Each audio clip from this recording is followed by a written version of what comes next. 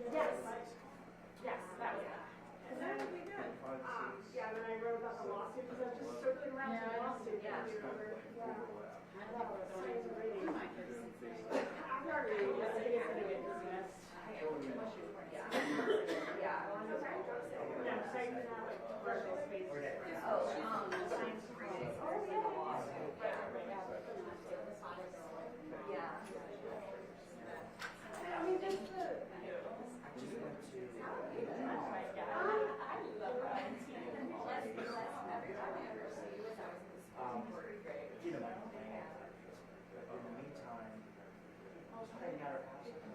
Yeah, I thought that was your mom.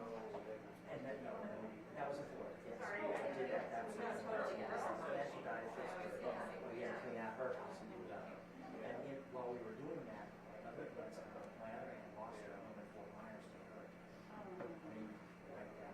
She comes off her grass and this. And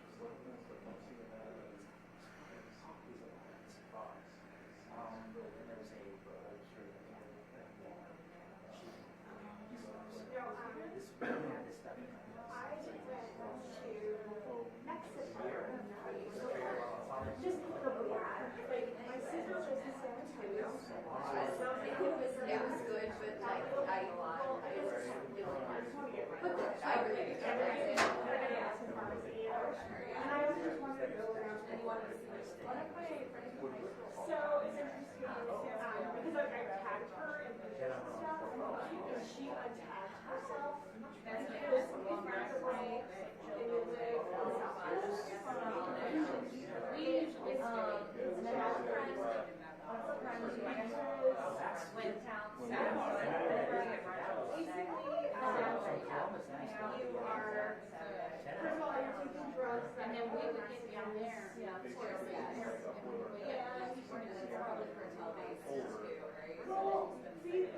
Yeah, I can see that. I try to break it up for you. It's called Similaris, and it's like all over Mexico, and they specialize in generics. I got retinol 0.5%, so it doesn't bother me. It's really nice. But my face is peeling. Because I put it on my nose, I think it really knows. It's not bad. I don't know. It's some flavor that I didn't hear it. But anyway, so I did that. And also, you're not allowed, because my brother-in-law gets all of his news from his racist coworkers. So he was. We hear that part of it. Everyone heard that part of it. So they were like, oh, the border's this, the border's that. Okay, there were never seniors at the border, but there were like immigrants. And then when we were walking back to the Texas side, I'm like, imagine going to the Theory of Gap and Eagle Pass, Texas. Yeah, she was telling me about DeWine or whatever. Like, welcome to America. Here's a shitty town. I had to write my script. Yeah, because the math is not nice. I love it. It's good. We said another thing. Yeah, to be honest, when it comes down to like the holidays in general, no, it's just like Okay, yeah, I was there for 6 years. She's actually also in the world. How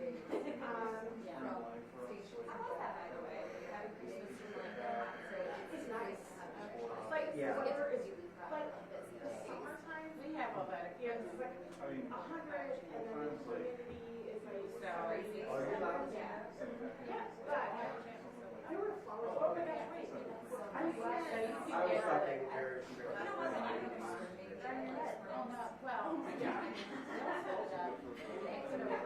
It's weird. It's like some of the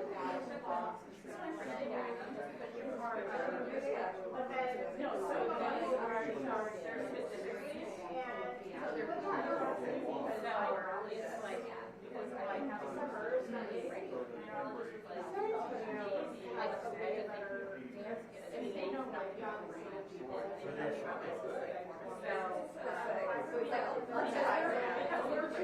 and related to my work. So basically, he was like, and there's more words, like maybe like we have one to do this out of that and so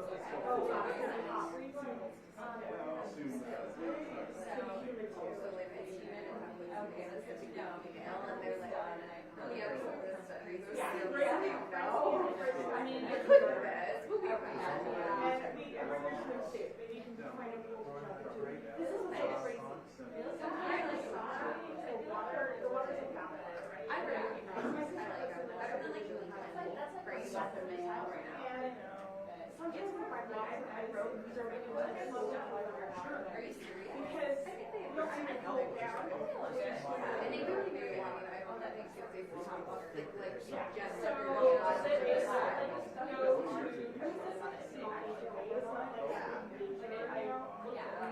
but yeah, like go to the grocery store and realize instead of like access the water, Still just an empty.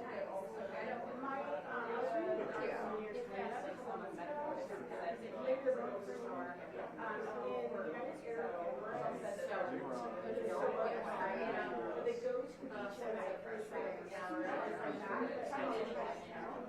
on the beach and there's a lifeguards and you go to the beach at night, it's the water that's going to the ocean is in the day.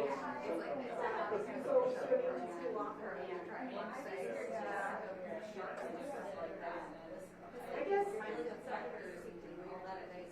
I think But you need to have a site.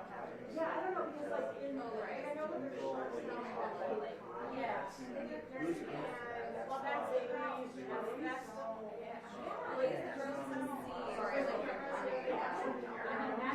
that shut down beaches with the great white sharks are you know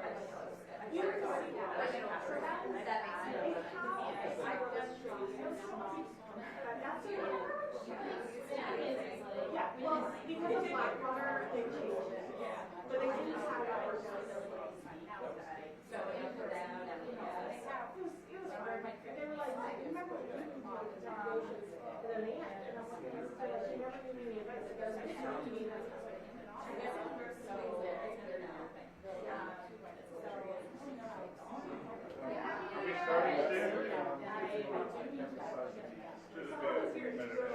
Yeah, but in the end, it's that the state staff.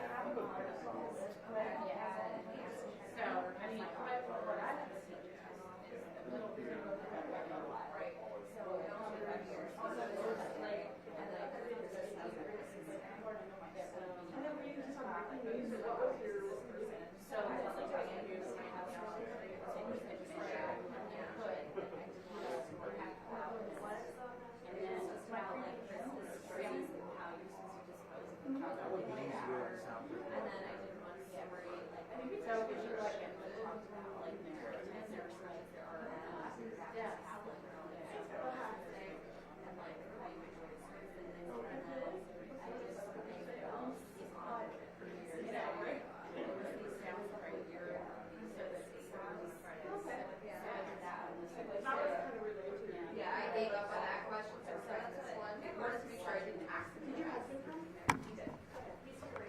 Sorry I'm late. Good morning, everybody. Happy day. Everybody set? Okay. A week ago today, I vetoed House Bill 68. A week has gone on by, and I still feel just as firmly about that as I did that day. I believe that parents, not the government, should be making these very crucial medical decisions for the children. At that time, I also said that there are things we need to do to further protect children and adults. And some of these things that I announced that we needed to do go well beyond what is in House Bill 68. So 1 week later, I'm here to report on the progress that we've made on those items and talk about the things that we're doing to assure the quality and consistency of care for all patients, whether they are children or adults. First, I'm announcing that the Ohio Department of Health and the Ohio Department of Mental Health and Addiction Services today will be filing rules for public comment that, once effective, will provide protections for children and adults receiving care in this area from hospitals and clinics. Candidly, as I expressed a week ago, I am concerned that there could be fly-by-night providers, clinics that might be dispensing medication to adults with no counseling and no basic standards to assure quality care. With the rules we are announcing today, that will take care of that. We need to ensure that adults as well as children are protected. These draft rules will be discussed at length with legislators and interested parties and will include the following.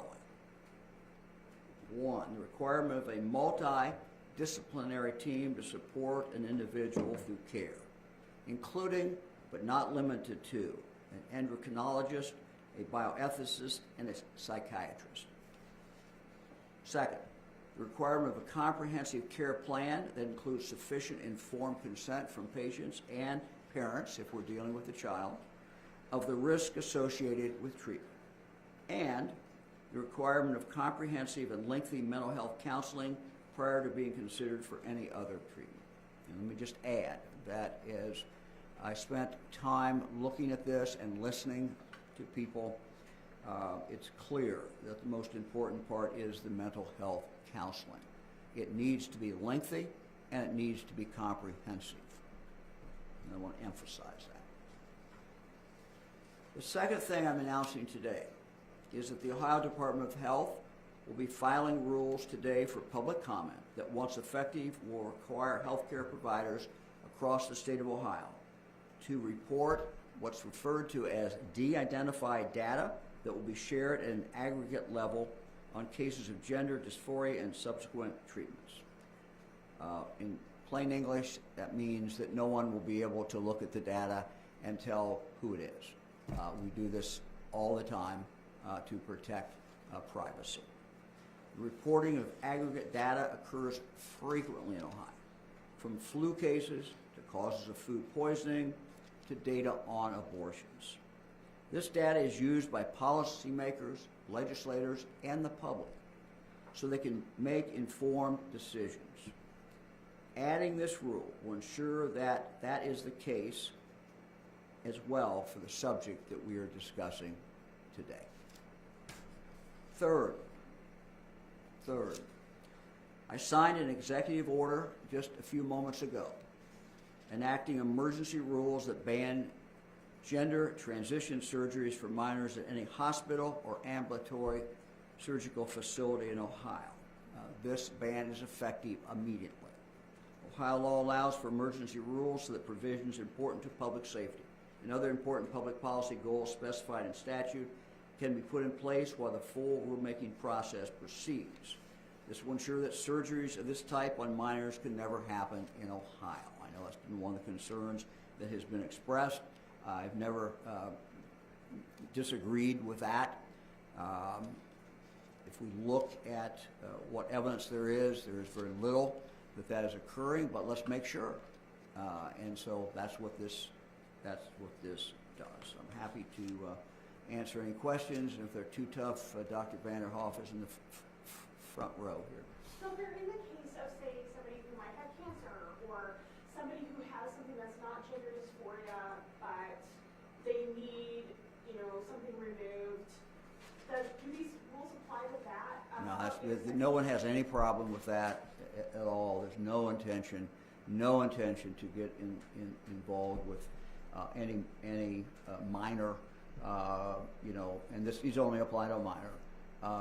But there's no intention if a minor needs any kind of surgery, that's certainly fine. We don't want to block that at all. Look, this is something that in the entire time when I talked to families, not once did they mention, gee, we want to have surgery on our minor child. That is just never mentioned.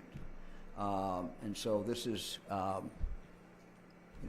just to make sure that this does not happen for minors in the state of Ohio. That's all. Kind of assures everybody that cannot happen. Doctor, do you hope that this executive order will sway some minds in the Ohio House from overriding your veto last week and then talk to any Republicans? Well, I don't know what it will do, but I think I'm doing it because it's important that we do it. When I really started looking at this, these are some holes that were clear to me needed to be filled. One, we need to have data. We need to have information. We have it on virtually everything else in the medical field. We don't have data on this. We don't have data about the frequency and circumstances. So, it's time that we got that information. So, whatever the legislature does, we're going through with this. This is something that's important. Second, there is a legitimate concern that I have that for adults, we might have this kind of care, which, by the way, the state legislature's bill does not touch adults at all. But I'm concerned that adults, there might be these fly-by-night operations that set themselves up and start dispensing hormones, but without the lead-in psychiatric care that we know is so very, very important. So with these orders, what is going to happen is that is not going to be able to happen in the state of Ohio. That anybody, an adult who goes in for this care, will get this lead-up psychiatric care and the counseling. That is absolutely a key, whether you're dealing with an adult or whether you're dealing with a child. The bill that I vetoed, the legislature put forward, did not deal with that at all. And I don't think, as I've talked to members of the General Assembly, I can't speak for all the members, but the members who've been directly involved in this bill, I think, are not only fine with this, that they think this is a good idea, but they'll have to speak for themselves on it. Governor, one of the things that the other side has said is that these are executive orders, and that executive orders are good while you're here, but then when you disappear and maybe a Democrat comes into office, they could get rid of the executive orders, so they don't have the staying power of the law. Look, if the legislature wants to take what I've just done here by executive order and wants to put that in permanent law, that's fine with me. But look, I'm the executive side, so what I can do is to put these in executive order. If the legislature wants to pass a law, I'm happy to sign the law. But I wanted to report today. These three things. We said we were going to start working on those. We have, and I wanted to give a report about where we are. Who else? Governor, have you been actively negotiating with the leaders of the legislature to try to stave off a veto override? Look, I think that I'm not going to get into discussions I have with legislators. I think they know my position. They're coming back. The House is obviously coming back. It said it's coming back to vote on this next week, and that's fine. They have a constitutional right to do that. They will do what they think is best. I've stated my position, I think, very, very clearly, that this is a question of the parents should be involved, not the state of Ohio, not the government. These are very difficult, very tough decisions that parents are involved in. They're the ones who live with the child. They're the ones who raise the child. They're the ones who love the child. They're the ones who should make the medical decisions in consultation with the best doctors that they can find. And that's the message that parents who I have talked to have given me. So that's why I vetoed the bill. I would just say that since the House is coming back next week, this might be a good time to take up and deal again something that they did not do, which is to deal with the marijuana issue. I mean, we still have a situation in Ohio every single day where people can use marijuana, they can possess marijuana, they can even plant marijuana, grow it, but they can't buy the seeds and they can't legally buy marijuana. So, again, we're going to just continue to see the black market will develop. Every day that goes on, it's more likely that we get a robust black market. And at the very least, if they can't do that, I would hope they could deal with something that is very real and across the state of Ohio, and that is intoxicating hemp. I can take you, if we drive from here to the governor's residence, we can take you to a place right there where kids, 12, 13, 14, any age, can walk in and buy it. It is intoxicating. It is something that needs to be banned. And again, the legislature could ban it. These hemp products can be sold anywhere in the state of Ohio, and we have no jurisdiction, we have no laws to prohibit that. We can do absolutely nothing. Local law enforcement can do nothing. The state can do nothing to stop it. It continues on. It changes. How does it affect kids? It affects or adults. It's intoxicating. It's hallucinogenic. It impacts cognition, mood, emotions.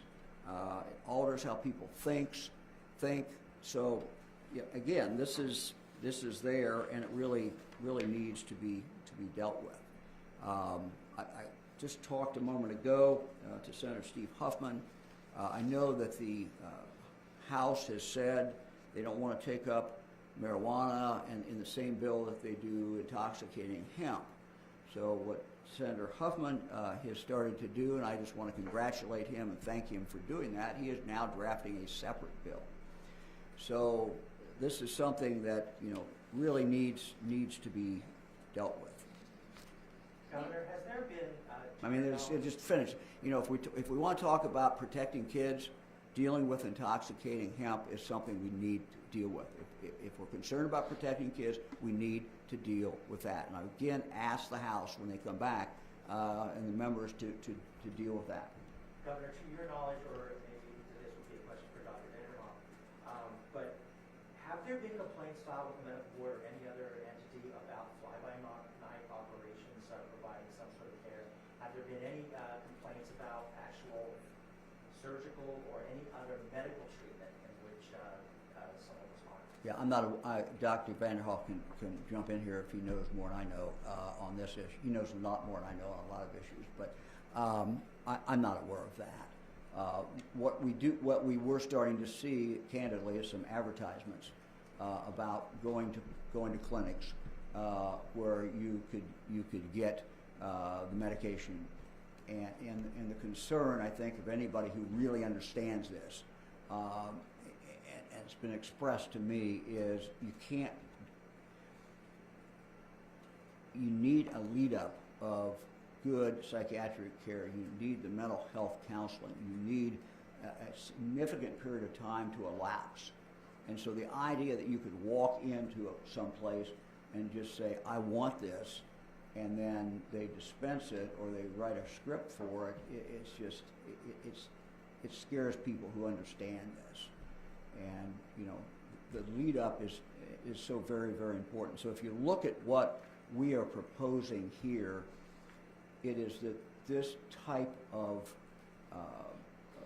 medicine, this type of practice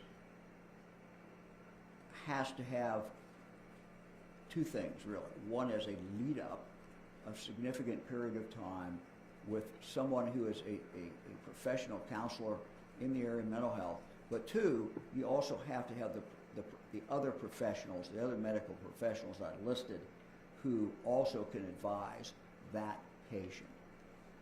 Those are good practices for children, they're good practices for adults, and by what we have proposed, we will make sure that any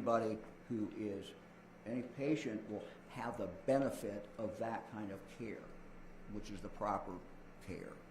How do you feel about the backlash you've been facing from your own party? How do I feel about it? Look, I made the decision. It was the right decision as far as I'm concerned. Everyone can make their own decision. Everyone can, look at the facts and make their own decision about what they feel. So, look, I knew how the legislature had voted before. I had, comments from people before, so I fully expected it in answer to your question. Governor DeWine, you have made policy, collecting data, getting best practices, that sort of thing, a key part of the way you want to handle this. Is there a reason that that's important, more so than what was in the bill, and how does that work in an evolving kind of science? Well, I think that there is a consensus, a strong consensus about what is needed for anyone, whether it's an adult or a child, who comes in and raises the issue and says, this is where I am. And, every person who I consulted said the first thing that has to happen is a very lengthy and comprehensive professional counseling in the area of behavioral health, mental health. So that's should be the right protocol. There's nothing that we have today that assures that will happen, particularly with adults. There's nothing, and as we're seeing some advertisements out there, the indication is there may be people, frankly, who want to make money off this and who want to get involved in this, but who don't have the depth of knowledge or don't have the bench strength, the strength of people that are really needed. I just think it's to me, after looking at all this and listening to experts, it's scary. It would be very scary for someone to go in and not have that quality of care. Their choice to go in, their ultimate decision as an adult, but they ought to at least be assured that they have that team put together, and to have approached this unique medical challenge without a team behind you would be, a grave mistake. So what I guess what I'm asking is, the opponents would say, over in Europe, they've decided to walk this back or do this differently because of things that are working. Well, and so is your approach to deal with that transition of science and deal with changes? Well, I don't want to. I can't speak for people, who voted for the bill, or people who wrote the bill. What I can say is there's nothing in the bill that deals with this issue, particularly for adults. The bill does not deal with adults at all. That's just a fact. I'm not criticizing it for that. I'm just saying that's a fact. So after I looked at this and talked to so many experts and talked to families, what came across time after time after time was it needs to be this front end. You need to have significant time spent. You need to have experts. You have to have mental health counseling. That has to start this process. And if it doesn't, it's a problem. So I can do this, and there'll be go through a process, and there'll be people can comment, and the legislature will be able to comment, and everybody can have their say. But ultimately, if this goes into effect, it will, I think, assure adults that they have that protection. The bill just didn't deal with it. I'm not criticizing it for that. It just didn't deal. It's a fact. It didn't deal with it. And so I've taken this, and we're trying to deal with this. Last week you said that the demand for these types of surgeries are very high in hospitals. So why focus on banning these surgeries in your executive order? I think it's a good way to take this issue off the table and assure everyone that there are not surgeries going on with minors. Look, you can't prove a negative. I can't say that there's never been a surgery. I don't know that on a minor. I can't say that. I have no way of knowing that. I just know the issue never came up in discussions other than people telling me there are no surgeries going on in regard to minors. But again, if there are, we should ban them. And by banning them, everyone can be assured that when we're dealing with minors, surgery will not take place. It just seems to me it's a comfort level that we can have. And there's a broad consensus against surgeries for minors. So let's put that into a law so we can move on and talk about other things. Have you considered an executive order that basically says the lawmakers can't limit or restrict gender-affirming care? No, I don't think I could do that. I think, no, I wouldn't consider that. Look, I respect the legislative process. I have a job. They have a job. They do their job. I do my job. My job was to study this issue and decide whether to sign it. And as I said a week ago, for me to sign the bill, for this to become law in the state of Ohio, Ohio would be saying that the government knows best, knows better than parents about their own child's health and health care and those very, very important decisions. And that's not where I am. Senator, how concerned are you that there will be an override of the veto? Well, look, I'm not going to get my crystal ball out here. I'll let you guys do that. So. You know, one of the other complaints that we've heard every week is that your plan does nothing to keep the sports issue. Your plan does nothing to keep trans students from participating in girls' Let me state again. I did not address that. It deals that. The state legislature decided to put two separate bills together, two separate concepts. I looked at that and quickly made the decision that I would focus on this one because this one affects many more people. It doesn't mean that the other one is not the issue. That issue is not important. It just, to me, this is where I needed to focus, and so my veto did not reflect one way or the other my position on that other issue.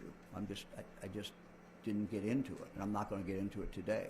We need to stay focused on what I think is the important one. You said last week that the administrative rules would have a better chance with judicial review. Can you speak to how that was considered in drafting them? Well, I leave that to the practicing lawyers. I'm a lawyer, but not a practicing lawyer, and we leave that to the lawyers to try to, draft that in a way that would be upheld. And so that's I can't really go much beyond that. But that was considered, right? I'm sorry? That was considered in the draft. Our lawyers always consider how best to draft something so that it could not be thrown out by a court. That doesn't mean a court couldn't do that with anything that is written, but they always are thinking about how this will be interpreted or how a court will look at it. That's their job. That's what they, one of the ways they make their money. So they get paid to do that. So, all right. If this veto is overrode and it's likely to go to court, would you publicly ask that it be held off until the litigation is done? What I asked, I'm sorry, what? The implementation of the No, look, that's, if there's action filed in court, I won't file it. If there's action filed in court, then it's up to the court. That's the third branch of government. I'm not the third, I'm not the legislative, I'm the executive. No. If there is an override, the law would take effect 9 days later. Are you confident that you can have these rules adopted and implemented within 90 days? Well, the override, if there's an override, I'm going to take it as your hypothetical question. It really does not impact what we're doing. I mean, we're doing this because we think it's the right thing to do. We're doing it because we think there's a hole there. We're doing it, the legislature didn't address it. We're addressing it. So, okay. Dan has looked at his watch now for the 4th time, so I think that's my signal, but yeah. Anybody else? My apologies to my colleagues, I'm going to go really off topic for a second. Shocking. Ohio State Highway Patrol reports that distracted driving violations spiked really heavily in the quarter of the year in 2023 with the calendar year closed. Do you kind of have thoughts on the implementation and the enforcement of the distracted driving law? Well, the way it was set up, by the bill that was passed. As you know, it's really kind of phased in, and we went through a period of time where people got warnings, and then we got through a period of time when they started actually to issue citations. So I don't think this should surprise anybody. We're into a process. I mean, what we're really trying to do is change a culture. And again, our goal has never been to, see a lot of citations issued, but we knew once the law went into effect, it would be citations issued. It is the issuing of some citations, which you hope serves as a deterrent for everyone. It's kind of the way the law works. Thanks, everybody.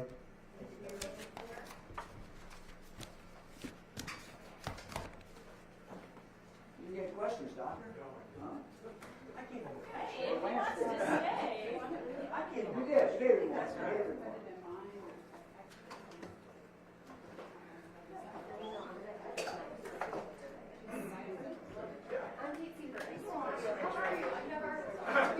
Well, I've seen you, but it's all telephone. Yeah, it's great to meet you. Thanks for all your help. We appreciate it.